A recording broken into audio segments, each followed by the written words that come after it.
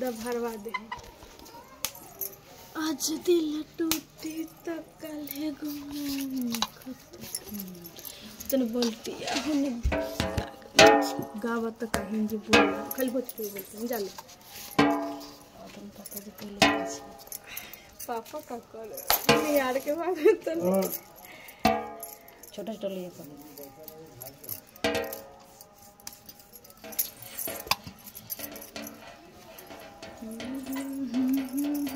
हाय hi bye दोस्तों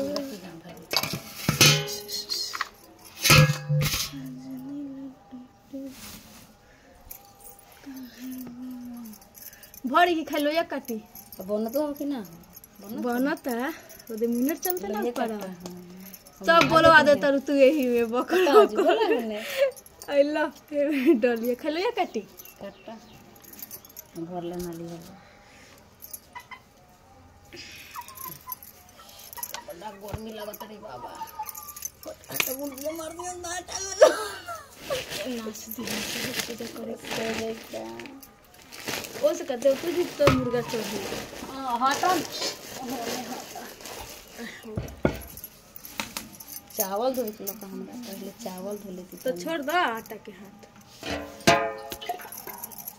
कौन चली बाकी जियान हुई तो कर के अच्छा मम्मी कहला कि चैली जोड़ दे तुम करे ना चला चली का लाइटो कम बका हो साफ नहीं किया वीडियो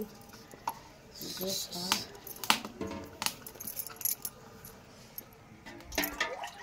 अपने खोर पास सारा लौकता हमार भाई मत लिए ना खुआवल जा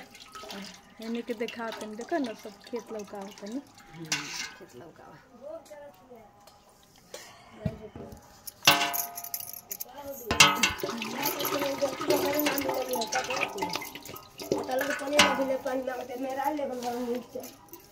के रे मीठा सब लगा देनी है ये कर मतलब फ्रिज पर लेगा ने उठा के ना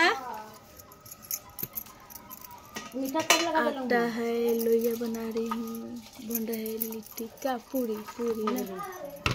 दाल में क्या जाना कहीं घर के पूजा है आवा अपने ये दोस्तों आपका कैसे है जान लियो फिर नाम सा दे नाम ले खाली तू कहले बा मत बराबर जान ले तो ये बोली ना तो तिया रे केनी बारे तिया और तिया केनी बारे है सर कमर तिया ये दादा पाप चढ़े बुका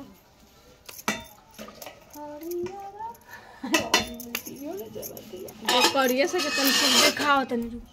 खेतवा में के थोड़ा लोकल तनी से बकरी जल्दी भरवावल ना तो जाल रखनी है ते जल्दी जल्दी नहीं क्यों भरले इतना लोग काट दे हां ये रकेट के लेके कर मीट वाला मुर्गा इतना लोग काट दे नहीं कर हालीली नहीं की भरत एला मी सब आयो पूरी बनेला खाली भरल त चढ़ेला कादू बाबा लग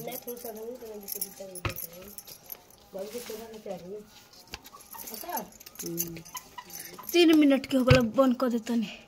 बंद कर दे बाय बाय दोस्तों फिर मिलेंगे नेक्स्ट वीडियो में।